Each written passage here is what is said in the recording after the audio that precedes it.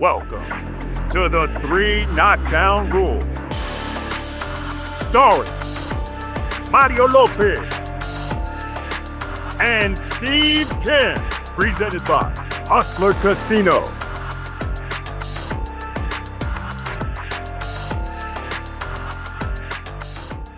Hey guys, don't forget to like and subscribe to our show on YouTube. It's fun. It's funny. I break this guy's balls. His wig looks crazy every week, but it's still worth doing it. Check out these badass shirts we got right now. Check it out. Even though Mario's on it, you'll still learn something, and it's still some insightful analysis, and then I bring the funny, and I don't know what he brings. No. What are you talking about? I'm the star of the show here. You bring the grumpy. Oh, but the grumpy. Anyway, I'll bring like the and subscribe. Yes, 3 please. Knockdown We Rule. appreciate you. Ladies and gentlemen, the 3 Knockdown Rule is in effect brought to you by Hustler Casino. I'm Steve Kim, and I'm joined by Mario Evergreen Lopez. Stupid.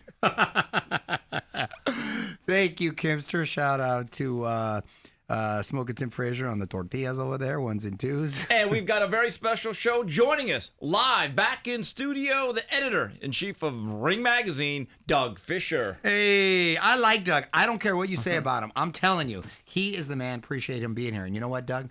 There are a lot of GLP-1 good providers out there. They offer GLP-1 for a flat rate of $200. No games, no membership fees, 24/7 patient support. Don't ever prepay for your meds. To get a good to be true offer, so many of these companies disappear after they take your money. Be careful, because if it's too good to be true, it usually is. Look at Better Business Bureau ratings, Google reviews, LifeRx. That's what I'm talking about. They've got over 6,000 5-star reviews, A+ rated with a BBB. They use real licensed providers, not AI. Their pharmacies are based in USA and they're state regulated and FDA registered. You can see the difference for yourself. Sign up. LifeRx today. And this podcast is sponsored by Hustler Casino, LA's only luxury casino, just 15 minutes from downtown LA. Poker players, listen up. Monday's just got a serious glow up with the Cash is King promotion. Every qualifying hand earns you a drawing ticket, and that ticket could score you $1,000 in cold hard cash every other hour from 2 p.m. to 10 p.m. The more you play, the more chances you have to win. Chase the cash and be king. This show's also sponsored by our homies over at Jimmy Bar. Whether you're a pro putting in rounds or just trying to win the day, recovery is the name of the game. That's why we're hyped to announce that Jimmy Bar is the official protein bar of boxing and a proud sponsor of the 3 Knockdown Rule. Best creatine bar in the United States. The first creatine bar. You don't need those messy powders. Get your daily dose of creatine in a delicious grab-and-go bar. Formulated to help with muscle recovery, power output, high protein, great taste, zero excuses. They got 2 amazing flavors, chocolate peanut butter and double fudge brownie. Finally, great tasting creatine bar loaded with 20 grams of protein. That's a lot. Just head over to jimmybars.com and use the code 3KR for a special 25% introductory discount. Or next time you go to your local Costco, grab a box. All right, when we come back, joining us live in studio, the one and only Doug Fischer. Catch it streaming live right on YouTube. Welcome to the big leagues, kid. $1.2 million.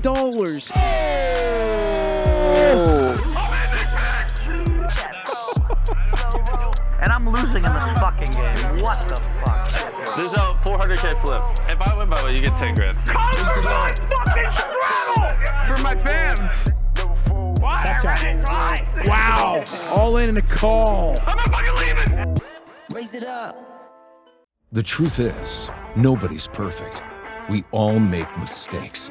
But when that time comes, you need to be prepared. You need the Criminal Defense Network. Why pay thousands for an attorney when you can pay a low monthly payment, protecting you from circumstances when you may need one? Getting arrested doesn't have to break the bank.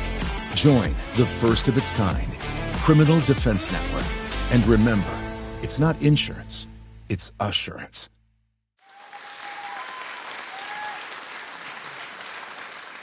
All right, we're back on the 3 Knockdown Rule. And Mario, always good to have our special guest in studio making his return. Hey, Mr. Doug Fischer. Hey. Good to see you, brother. We Thank were you just for having hanging not too long ago at the Hustler Casino, where every time we've gone, there hasn't been a bad fight. It's fun. That was a fun fight. And you come That there one especially, but Wasn't it was it? a pleasant surprise. It was a pleasant surprise. So were these nice magazines. Look at these that I got. We got These the are like little works of art. May right issue with King Rye on There the we cover. go. There we and go. of I course like the it. June issue. Yes. The big fight of that month. Very Andrew Zayas excited. versus Very Boots Ennis. excited.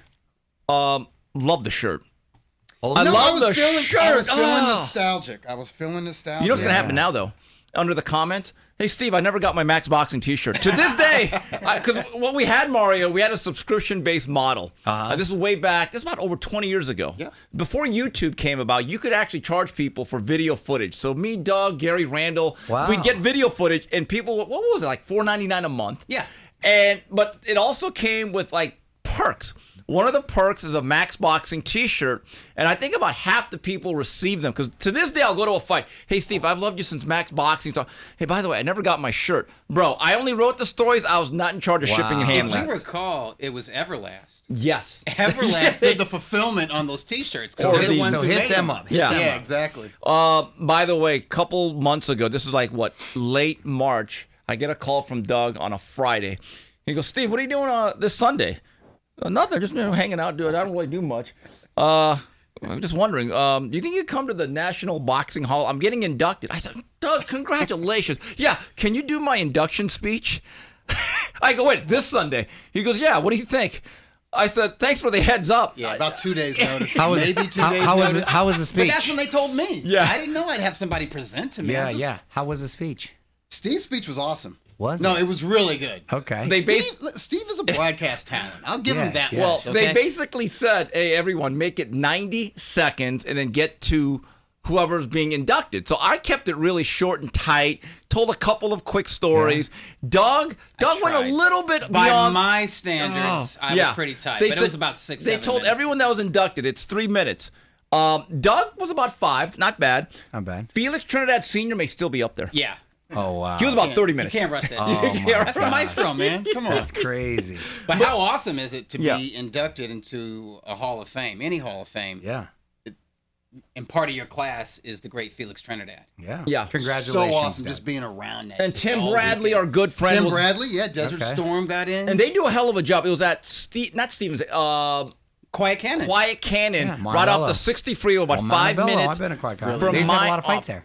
Yeah. Yes. Fun fights. But what a great honor, though. Seriously. It's something. I mean, There you It's go. something. No, I mean, it's weird. It's like when your name comes up for these sort of things, it makes you think. It's like, oh yeah, I've been doing this more than a quarter century. You and I have been doing this like 30 freaking years. That's crazy. It I met is. Steve more than 30 years ago. So you met him when he was like 40. Shut up. No, but it got me thinking, Mario, when we talked Do you about. know I bought him a senior ticket when we went to the movies? And I didn't even get carded. He didn't God, even that get was carded. bad. Steve's one of these guys waiting his whole life to be an old man. Because when I used to listen to him on the radio, my wife, might have this been my great line. girlfriend at the time, was like, she envisioned an old man. Old white guy. Yeah, old white guy. Didn't you say that right to your face? Hey, I thought you were an old white guy. We did a viewing party. He is, really. At Phil Training's, In the spirit. last episode of Tuesday Night Fight. So we did like a viewing party, goodbye. So I was doing the radio show.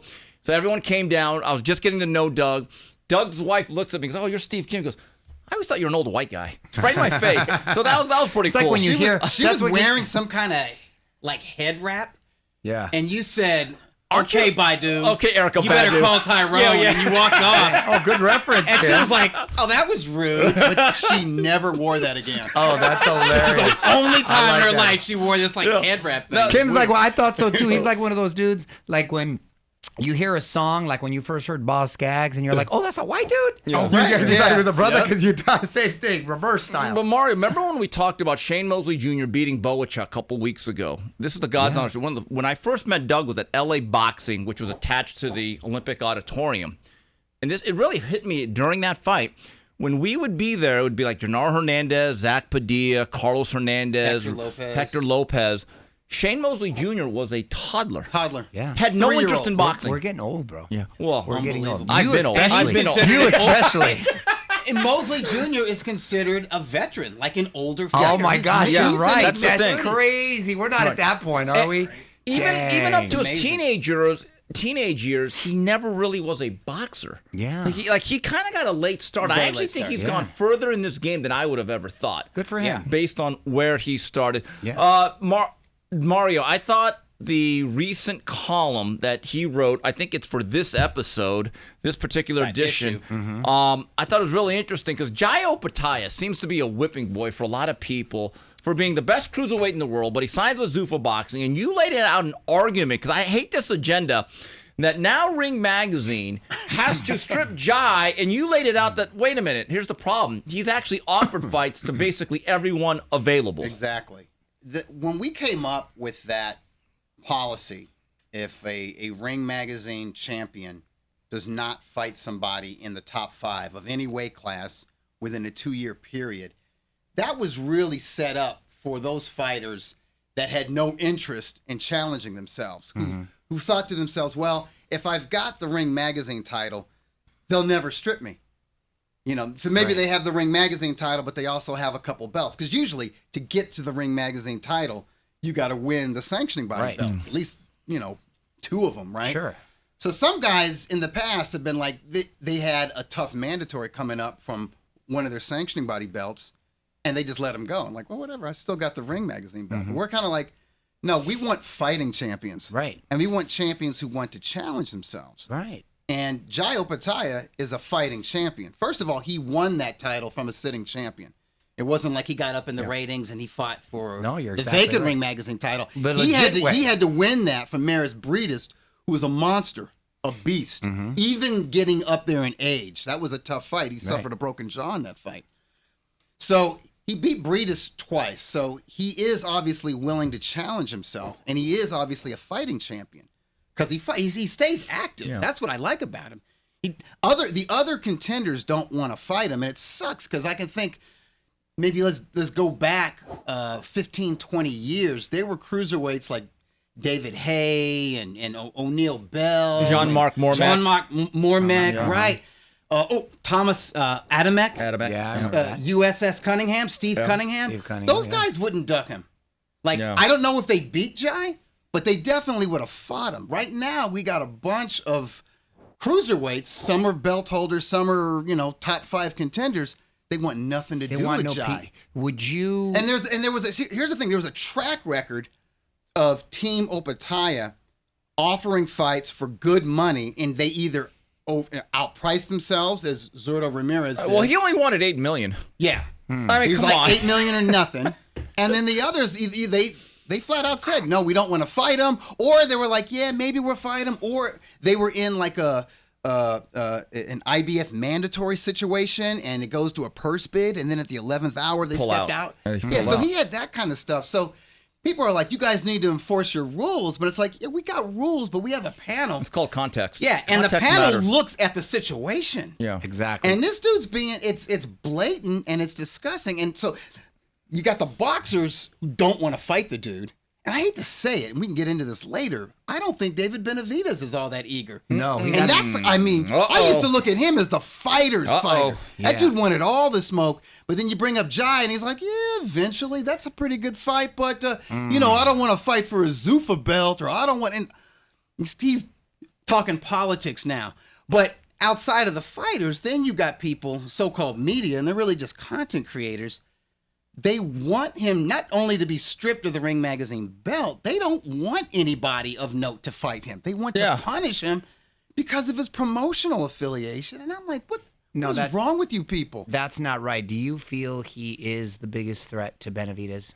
Absolutely. Yeah. I can't think of anybody else at 190. That's a fascinating fight. It is. I don't believe there's very few people that I would pick to beat David Benavidez. And I don't know if I would necessarily pick these two, but I look at them as 50-50 fights. At 175, Dimitri Bivol, and at 200 pounds, Jai Opetaia. I agree. I just said the same thing essentially earlier. Jai Opetaia has been #1 at cruiserweight, or the Ring Magazine cruiserweight champion for more than a year. Yeah. So on one hand, the very same people saying strip Jai, I'm like, wait a minute, you're the people that always say the best should fight the best, and they're letting the politics get in the way of their thinking. I'll tell you what, Steve, I don't even know if I want to name names, but there's some tone deafness too, because they're kind of like, some of these people are very critical. They've suddenly become very critical of the ring because they view the ring being in cahoots with Zuffa Boxing. And I get it. Turki Al-Sheikh owns Ring Magazine. and Zuffa Boxing is funded at least half or 40% There's an affiliation by Sella, and the company was founded, co-founded by Turki Al-Sheikh and Dana White and all the folks with the TKO Holdings, right? Nick Khan, those folks. And there are people in the industry who view them as a threat. They're really freaked out, and they're kind of giving themselves away. Like, how fragile has this sport become to where you think if these guys want to become promoters, and just because Dana White says, I don't want to mess with the sanctioning bodies, you're freaked out. And they want to change the laws to allow that, right? Because let's face it, everyone's throwing around UBO. Well, powerful promoters have always wanted to own their own championship belts, and they have. Don King had the WBC during the 90s. Sure. Jose Suleiman and Don King were buddies. Yeah. Most Don King fights were WBC title fights. If a Don King fighter had a WBC belt and he unified with one of the other sanctioning bodies, the IBF in particular, Don often told that champion, drop the IBF belt. Yeah. He would do that. Like, the WBC is my championship. Right. Over the decades, Bob Arum has been tight with the WBA, the WBO. At one point, the IBA. Do you remember Gene Chance's organization? Bob Arum's was the nickname. Why did that come into being? Right. Well, Because Top Rank wanted an in-house sanctioning body, and all of them. I can point out at different times when Golden Boy was very close to one of the 4 sanctioning bodies. Sure. Matchroom, WBA with the PBC. Main Events, when they were a powerhouse, they had There's they're always looking for that. And Mario, Here's the thing is, so Zuffa's like, yeah, we want to do this legally. We don't want to we don't want to deal with them, and you have people in boxing that are offended by that when literally anybody, media and fans, have said for decades, it's you're either frustrated by the sanctioning bodies or you're outraged. Right. Like all these people who are all of a sudden pro-sanctioning body. I don't recall them saying on their podcast or writing articles about how the sanctioning bodies enhance fans' enjoyment of boxing or how the sanctioning bodies are good for boxing. And sometimes they are good. The one guy who has, in the past, going years back, had said, hey, we do need the sanctioning bodies. They are part of this infrastructure. They are part of this industry, and belts do matter. It's Steve. And when he first started saying it, a bunch of pundits jumped his ass. And now they're team sanctioning body because Dana White. You know what's funny? Willies. Here's the difference, I think, from the outside, is you have someone like His Excellency who really wants to make the best matchups and has the resources and the funds to be able to pull it off. Right. That's a huge difference where I don't think has ever been a factor before.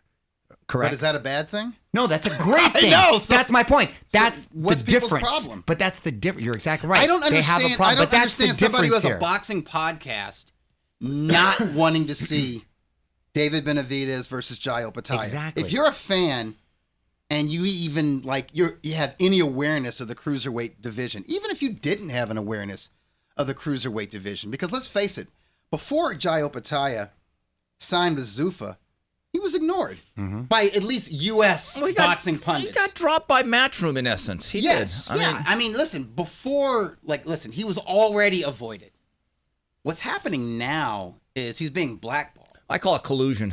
There's collusion. It's WB collusion. Yeah, he's being railroaded. It's one thing for boxers to avoid them because they're like, not only am I going to take an L, this guy might break my jaw. He might break my face. He might knock me out. Seriously, because Jai has done that to people. He's a powerful guy. And he's a mean dude in there. I mean, that's why I want to see Benavidez versus Jai. They're both animals, man. They're both mean. Exactly. So how can you be a fan and how can you have a boxing podcast or a boxing YouTube channel and you're like, no, I don't want to see Benavidez versus Jai. Sense. I'm gonna cheer for the WBC forcing this Michaelian guy to fight him, or they're going to strip him rather than see Michaelian fight Jai. Mario, didn't I just tell you if Benavidez wins that fight against Jai, he can get the Zuffa belt and do what Riddick Bowe did with the BC. Throw it in the trash can. Exactly. Whether it's a sanctioning body belt or a belt that is connected to a promotional entity, it should never prevent a fight from happening. And I'm going to give you guys, Steve will remember this. Marco Antonio Barrera, I don't know if it was him or if it was his manager, Ricardo Maldonado. He had no love for the WBC. Yeah. There was some kind of beef going back to Mexico between Maldonado and the Suleimans, right? Mm-hmm. So they didn't want that belt. But that didn't prevent Marco Antonio Barrera from fighting Eric Morales. First fight. The first fight and the rematch. Yeah. The WBC belt was on the line, and Marco beat Eric, and the first thing he did was said, "Goodbye, WBC. Yeah. I'm not paying you a sanctioning body. I mean, I'm not paying He a beat him in the sanctioning second fee fight, 'cause in the rematch. Morales beat him first but one. Morales had the WBC title. Right. The featherweight. It was the featherweight title Yeah, this I time. remember that. But when they first fought, it was WBO and WBC. Mm-hmm. And the fact that Marco or his management didn't like the WBC or had a beef with that didn't prevent that fight from happening. It shouldn't. Fighters it shouldn't fight. now. You're exactly Champions right. want to prove they're the best. Right. And I'm sure if you ask David Benavidez and his fans and all the pundits out there and YouTubers that are anti-Zuffa and whatever, pro-sanctioning body or whatever, whatever they are, or they're just pro-Benavidez, they'll tell you they think David Benavidez is the best cruiserweight in the world. Well, if you really believe that, you want to see him take on the best. You want to see him beat the guy that a bunch of other people say is the number one cruiserweight in the world. Because I think it's Jai. Yeah. I definitely think Benavidez is a badass. No, at absolutely. 200 pounds. Do you feel inevitably it'll happen? Yeah, if enough money. I is put think on with the him, table. that's the difference. You can overpay for this type of fight when you have someone. Well, and there's some fights that like the guy who owns the ring. If Turki Al-Sheikh wants to see that that's fight, what I'm saying. He'll make it happen. It's funny. I hear people recently. Eddie Hearn said that he heard or he knows that Shakur Stevenson is going to sign with Zuffa. Right. And the very next thing he said, the next words out of his mouth was, "Well, I don't know who he's going to fight if he signs with them," insinuating that once you sign with Zuffa, big fights can't be made. And I'm like, yeah, he'll sign with Zuffa. He's not going to be fighting at the Apex on these Zuffa cards that are in Vegas or even the ones that move around or whatever. He's going to be fighting on those huge shows that Zuffa will be the promoter, but they won't be on Paramount Plus. They'll be on Netflix. Right, exactly. You know what I'm saying? Exactly. And those are the fights that they're funded by Riyadh season. Yeah, the Anthony Joshua Tyson Fury fights. Exactly. Oh, or like Canelo Crawford. Better be Crawford. a B-ball. Exactly. Those fights would have never happened without Turki Al-Sheikh intervening. And Mario, speaking of like Netflix, we've talked about this for the past few months. My understanding is Conor Benn, Ryan Garcia, they're talking about it. One of the last hurdles is that Ryan Garcia's deal with Golden Boy, he has to be on the zone. But as Ted DiBiase always said, $1 Million Man. Everybody has their price. Yeah. And if the zone and Golden Boy are made whole, guess what? That fight will probably be promoted by Zuffa Boxing on Netflix. So money matters. Absolutely. And by the way, that's not a bad thing. It's a great thing. Fighting on Netflix as opposed to DAZN. You're exactly One has a huge audience. It's great for the sport. Internationally. I exactly. agree. It's great for the sport. Mario, the pound-for-pound fighter right now for Ring Magazine is Inoue. I have a question. Do you think, let's say Inoue remained number 2 after the victory over Junto Nakatani. Based on the nature... That would have been a crime, by the way. Right. But there were people who were like, no, it's still Usyk. So I have a question. Max Kellerman still thinks it's Terrence Crawford, by the way. Oh, my God. Okay. No. So, or Pernell Whitaker. But here's the thing. He thinks it's still Whitaker. Yeah, so I have a question. So after what took place 2 weeks ago, we saw Rico Verhoeven take Usyk to the brink. Do you think that really, if you would have re-voted right then and then, people said, okay, Inoue's number 1? Yeah, but I think it was unanimous. Was it? After really? Nakatani. Here's the thing. Interesting. And I was pleasantly surprised by that because there's some huge Usyk boosters that are part of the Ring Ratings panel. The way I look at pound for pound, the number 1 spot is you have to constantly prove that. Okay? And when you're a generational talent and you're blessed to be in an era where there are fellow generational talents. So you got Inoue, and last year you had Terrence Crawford along with Usyk. Everyone recognized, like, these are the 3 best. They've separated themselves from the field. They do nothing but win. They find ways to win. They beat all styles. They just have different approaches, right? They have different methodology to getting those victories, right? So when when all of that is even and their accomplishments are comparable, or even, these guys are multi-division undisputed champions, that terrific trio, the way that you get ahead is you don't take your foot off the gas pedal.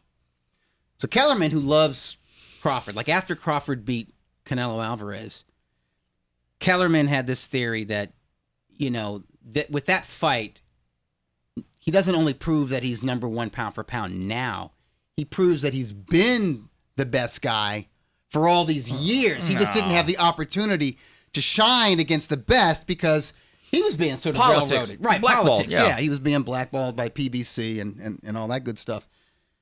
But I'm saying, no, it's unfortunate that happens in boxing, but if you let 12 months go by without a fight, I right? agree, 1,000%. And then you fight David Avanesian, and that's your one fight in a 12 or 13 month span, you're not number one, especially if the other guys are beating elite level competition and fighting more than once a year. You're exactly right. In a way, outside of Usyk, those are about the only two guys. He has the most impressive resume of the guys that he's the most active. And he's the most and active. here's how I looked at it. You're exactly right. That's why I always said he's one. And at the time, to me, he's been number one for years. Yes. He's been my number one personally since that rematch with Nonito Donaire. We've said back and forth, Inoue and Usyk are like 1A. They can go either way. Yeah, and I never had a problem with Usyk being the number one and Inoue being number two officially in the rings pound for pound rankings. However, the moment Usyk signed to fight Rico Verhoeven, to me, he took his foot off the gas pedal. Yeah, I don't have a problem with that. Well, I remember 20 years ago, I'd be one of the few media members. I was not on the Roy Jones bandwagon. I kept saying, well, wait a minute, because he felt as though his number one status that he earned, and he was clear number one for many years after he beat James Toney, the word was perpetuity. Roy, you got to keep adding to your resume, and he did not do that. But there's a guy that he's going to fight this Saturday, June 13th, I believe has a very good resume, and they're talking about him fighting Inoue down the line. Bam Rodriguez takes on Antonio Vargas. How much of a shot do you give Bam? Let's say they move it up to 22. Another guy with a great resume. Yes, he does. Another guy with a great resume. Yeah, absolutely. He's tough. He's Ring Magazine's number 4 currently. I was going to say, I put him Mount Rushmore. But I could have him, I could see Bam being number 3, right behind Inoue. I have no problem with that. Activity and quality of opponent. I agree. It's the quality of opposition. Hey, if Bam beats Inoue, does he leapfrog to he's number 1? He's number 1. Yeah, he's number 1. He beat the. Shakur's not going to like that. He's the guy coming up in weight to fight the monster. You're exactly right. And the monster is currently number 1. If Bam were to beat him, of course he's number 1. And then another thing, by today's standards, too, Bam is an active guy. He's a busy guy. Look, I love me some Shakur Stevenson, but he's just not that active either. That's the biggest problem. They're both about twice a year guys. Yeah, they are. I thought Bam was at least a 3. No. Why does it seem like it's that's more? what Robert Garcia because would like. You know why? Because he keeps negotiating these contracts. There's at the end, there's a bidding war. Yeah. But think about it. It seems like he is. No, right? but Bam has not fought since like November. Wow. It's Not been a since while. taking out Puma. And by the way, Martinez. Robert Garcia says, Steve, I'd love to go 3 times a year. Yeah. He's actually been he's actually told me, like, Steve, I'd like him to be a little bit more active because I know he's in his prime. Right, exactly. This is interesting, Doug. We were at dinner at Phil Trainey's last week. We're having this big discussion. Michael Thompson was there, Henry Ramirez, Jerry, big boxing discussion. Doug Krikorian, the legend. Johnny Beirudi. I still remember him cussing me out at Foreign Boxing. He said, yeah, it was good days. Good times. But you were the one guy at the table. Now, a whole table saying, Jaron Boots Ennis in this fight, we're all thinking, easy.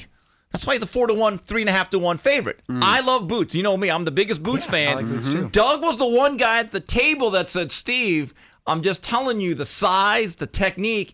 And as I watch another top-ranked fighter beat Matchroom and Foster and Ford, it got me thinking like, what don't I know here? You know, wait, are you favoring him or are you just saying that it's going to be a little bit more competitive? I haven't decided yet. I'm leaning towards Boots.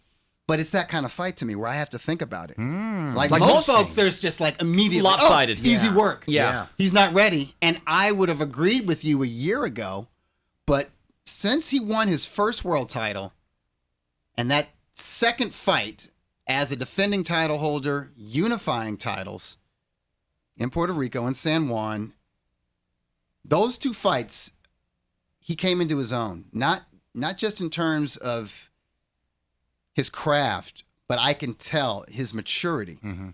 And he's pretty precocious because he's 23 years old. Right. And the thing about Xander, I used to watch him, and I'd say he's pretty solid at everything. He doesn't shine in any one department. And I never said wow with any of his performances, even when he got the knockout. Mm-hmm. I was never blown away.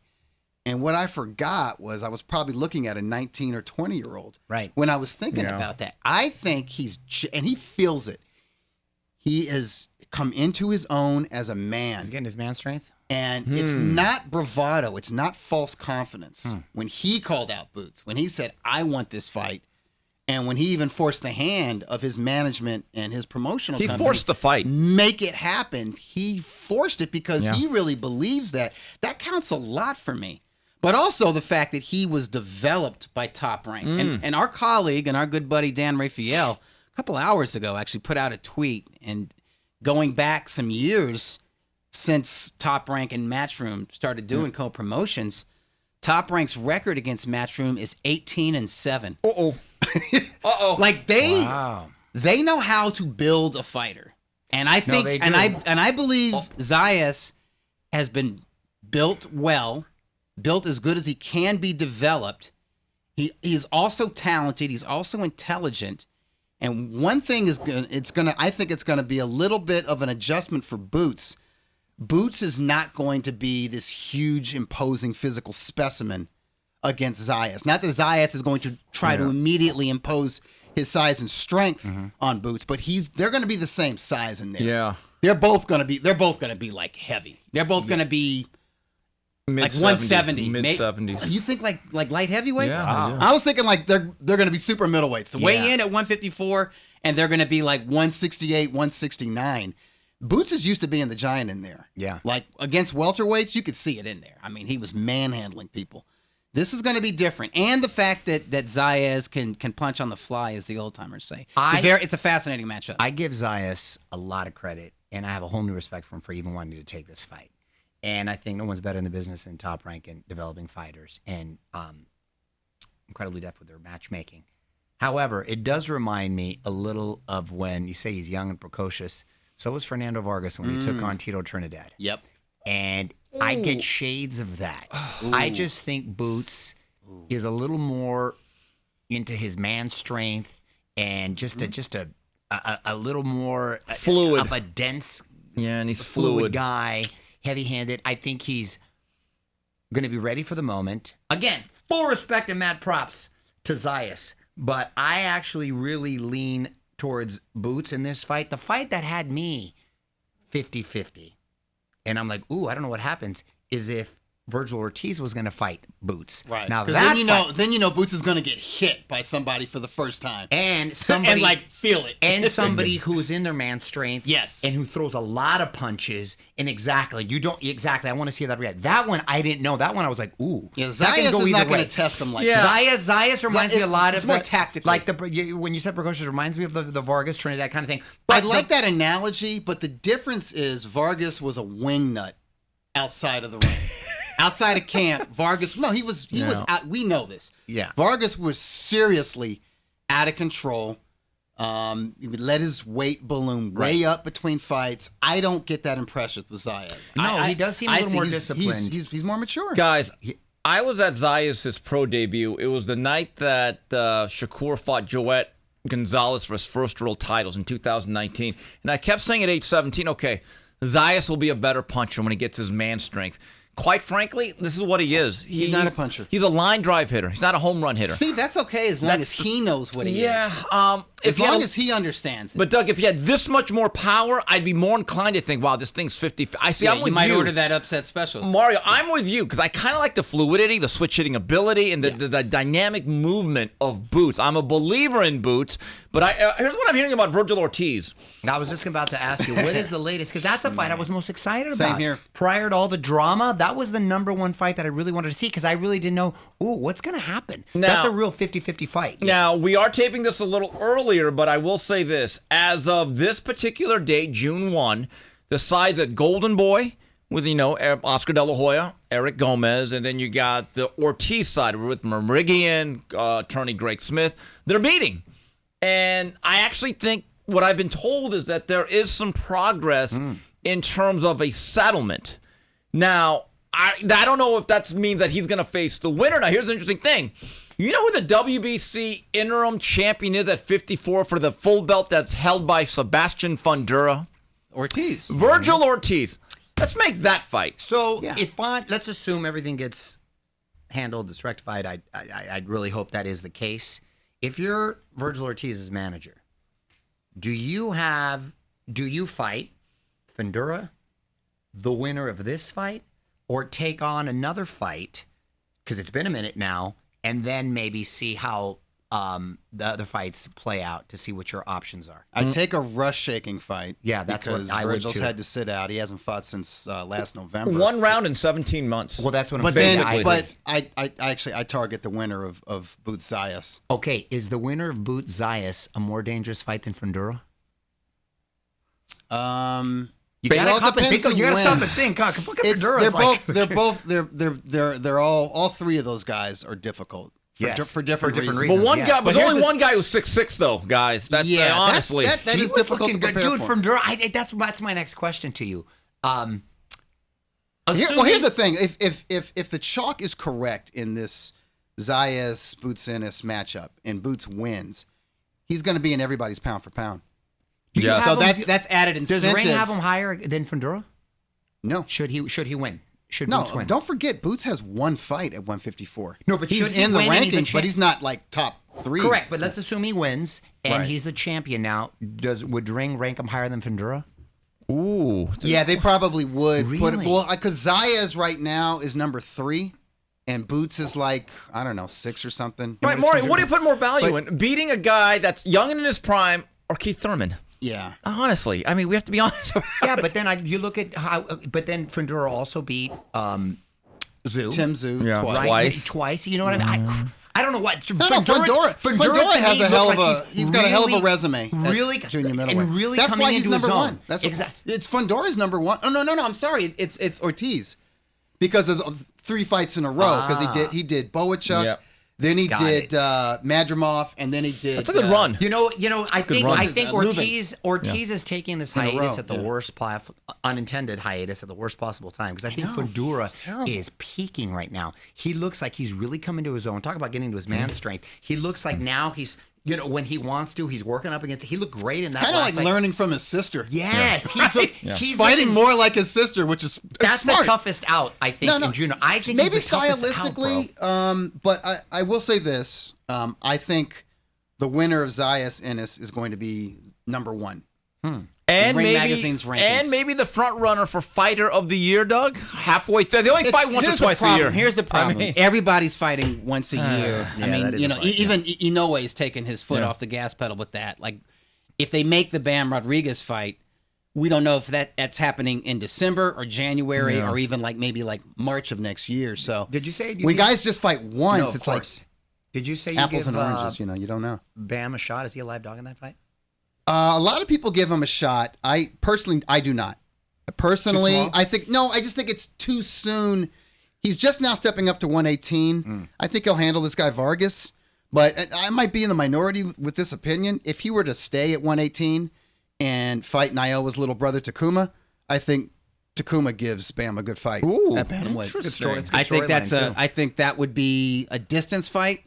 I would favor Bam to win, but 116, 112, 115, 113, that type of fight. This would be the first fight in a while that Inoue goes back to being the decidedly bigger, stronger guy. Yeah. Keep that in mind. Yeah, actually, I like the monster by stoppage against Bam. Hey, Mario Lopez here, and I'm excited to tell you about these new Jimmy bars right here, the macros. They're amazing. It's got 20 grams of protein, 5 grams of creatine, and only 4 grams of sugar. And most importantly, they taste good. My family loves them. So stop by any Costco and you can pick up one of these creatine bars. And by the way, there's never actually been a creatine bar in America before. Can you believe that? So pretty innovative stuff right there. The other thing I love about this company is that it's family owned and it's run by the brother, sisters, nieces, and the nephews. And they're really cool people. So check them out and tell them Mario sent you. Champions are not born. They're forged. Every challenge is an opportunity. Every setback, a lesson. But this is not just about winning. This is about turning the ordinary into the extraordinary and becoming undisputed. Available now.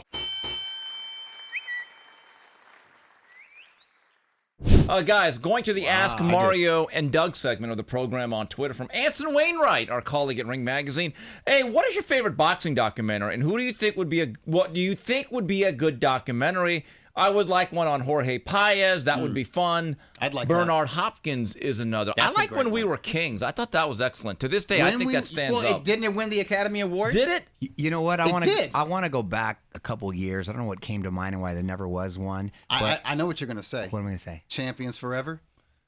That was the video on the 4 heavyweights. Yes, on the 4 heavyweights. Documentary. No. Champions Forever is that golden age of the heavyweights in the 70s. Yes. No, but I'm talking about as far as who would I like to see. I'm going back. I'd like to see Alexis Arguello. I'll tell you why. Because not only his career, but dude, when we went to go fight for the Zapanistas, political involvement. Yeah, the political involvement, and then the so-called suicide. No, there's just so much going on. The whole thing was shitty. Wouldn't that be a great? That'd be a great doc right there. In terms of documentaries, look, the anthology series of Legendary Nights was really good. Yes. The Kings on the 4 stalwarts of the 80s, no matter what politics they tried to insert, I thought that was really good. And I thought the 30 for 30 on Larry and Muhammad, that was a bad one. The way Larry Holmes was a fresh young kid. Ali, when I watched that thing, I'm like, how did they license this guy? If we're going to the ones already made, I loved when Legendary Nights, the Taylor Chavez one. That was the most poignant one, I think, of that series. That was awesome. All right, so here's another one. I know how you're going to answer, Doug. Prime Terry Norris or Floyd? Who wins? Terry Norris. That's his favorite guy. Wait, I love Terry. Wait, you love Terry? He's my favorite fighter, the early 90s. I love Terry. I knew Terry I love really Terry well so much, Diego, I didn't hate him for dominating my boyhood idol, Sugar Ray Leonard. Yeah. I knew it was going to happen. I didn't watch that fight. Yeah. I've never watched that fight. Wow. I've never watched 1 minute of one round of Norris Leonard. I love Terry. I knew Terry very well because in San Diego. Great guy. And so he's. Well, you know what? I've never met him. Great fighter. You'll be even a bigger fan. He's the nicest guy. So down to earth. Super cool. You've been at my house. But do you know why? You know why I liked him? Wait, why'd you like him? Because he was fierce. He was a rager. Yeah. He could have boxed everybody's pants off. Yeah. If he hurt a guy, no, that was it. Killer instinct. He went for it, but he was vulnerable. I know, but the thing he would get wobbled all the time. The Julian Jackson fight. The thing about Terry too, and I feel bad. He came back from that though. He did come back from that too, but Terry liked to party too. Yeah. Terry liked the ladies, and it was right when I was in my 20s and Texas stuff. fighter. So we both got along real well, and we partied, and we had fun, and I felt bad sometimes because I was like, oh man, he should be a kid. You know, Abel Sanchez was his original trainer. Yeah, Abel Sanchez, and his brother Orlin. Remember his brother Orlin? And he used to do like these 20-round sparring sessions with like light heavyweights and heavyweights. I think a lot of that prematurely aged him because I remember but if you look at his resume and how often he fought and how many he fought often and against how many champions he faced. Yes. Some of them, when he beat them, they weren't champions, but they went on to become champions. Others were former champions. You're like exactly Donald right. Curry. Others were Meldrick champions Taylor, at the time. Simon Brown, Meldrick Taylor. Yeah. But I love about him is even when he got KTFO, he would come right back. He would. He got knocked out by Simon Brown, came right back. That's like, right. okay, man. Yeah. Like, beat him. Yeah, like no psychological wear and tear or leeriness or just man. I remember he fought Troy Waters in San Diego. It was a second-round knockout, but in the first round he got hurt. He got wobbled, and that was the thing. It was like a tightrope Dude, back. he had some big hands. I remember his hands because we were about the same size, but his hands, he had some mitts. I loved his speed and his accuracy and his balls and his he had a fearsome ring persona. And when you look at Floyd Mayweather, how many times did he fight at junior middleweight? Now maybe if Floyd negotiated, okay, Terry, you come down to 147, right? This is all hypothetical, obviously. It's mythical. Maybe I give Mayweather a better shot, but at junior middleweight, I mean, Floyd had his hands full with a very faded Oscar De La Hoya. At 154, he had his hands full with Miguel Cotto at 154. And this is Cotto with a lot of wear and tear on him. He had his hands full with Maidana. Yeah, 47. Maidana, and this is not exactly a technician. Baldomir, he went, but Maidana put it on him. See, Terry will do that with science. You're exactly right. With technique. And keep him at the end of a jab, but he'd be putting combinations. And Terry had the best haircuts in the business. Every fight was a different. Something new, like KO in the back. Different logo. He had the first Acura NXS when it first came out. Remember the red? Yeah, what? The Acura NXS. Remember those red Acura NXS? Yeah. It looks like. I remember he had the first. I was like, wow. Here's the final one from Ahmed Boxing. How do you think guys Inoue would have done against the Super 4 flyweights of Rungvisai, Gonzalez, Estrada, and Cuadras? Does Inoue come out of undefeated from 2017 and 19 if Inoue had gotten those big fights? I think he's right in there with. You can't say it would have been. Him and Chocolatito would have been a war. I think it would have been. Yeah. I think you got. I think somebody. I think one of those guys beat him. One of them. I'm not quite sure, but law of one averages. Of them. He would be like. How many was it? 4? 4. He'd be 3-1. Rungvisai was rugged and tough, but I think he's too fast for him. Cuadras, he's too skillful. Don't forget, he was still pretty green as the WBO 115-pound title holder. He was still learning. Like the guy we see now, he wasn't like that. Yeah, he wasn't as physically strong. He wasn't as complete a fighter. How heavy was Chiquita Gonzalez and Carbajal? It was 108. 108, 112. Way smaller. Okay. You get those little guys. I hate to say it, but he might. I mean, him and Chocolatito would have been a war, and I love Chocolatito. He might have beat Chocolatito. Yeah. Because Chocolatito, that was his 4th weight class. Yeah. 115, and he kind of hit the wall there. He had well, we were there when he went life and death with Cuadras at the Forum, and we all said that's the threshold. That's the 15. threshold. We kind of knew it. Yeah. Hey, guys, this podcast is sponsored by Hustler Casino. Hold on, I'm reading the wrong thing. Guys, are you looking to get involved with the 3 Knockdown Rule and sponsor our show? We have some spots available. Please email us at info@boxbid.com. Once again, that's info@boxbid.com. Boxbid is an online platform that helps professional boxers connect with their fans by providing exclusive Fight Week merchandise, memorabilia, and sponsorships. You can even buy a shout-out on boxbid.io. They handle our sponsorships, and we are proudly working with boxbid.io. Doug, what are your plans for the next few months during the summer for Ring Magazine? Just want to enjoy. Oh, well, I mean, we got it. It's a grind. You traveling? Putting out I'll travel probably at the end of this month with the family to Ohio. We have relatives there, mainly on Nina's side of the family. But it's been nice. I haven't been, my wife had surgery in mid-April. So I didn't travel. I didn't travel to Tokyo for the Japanese super fight, and I didn't go to Egypt. But it's nice being at home and kind of. Oh, I know. Well, you don't have to being in your routine, and it was fun going to the Hustler Casino and watching. What is it? Glory in Giza.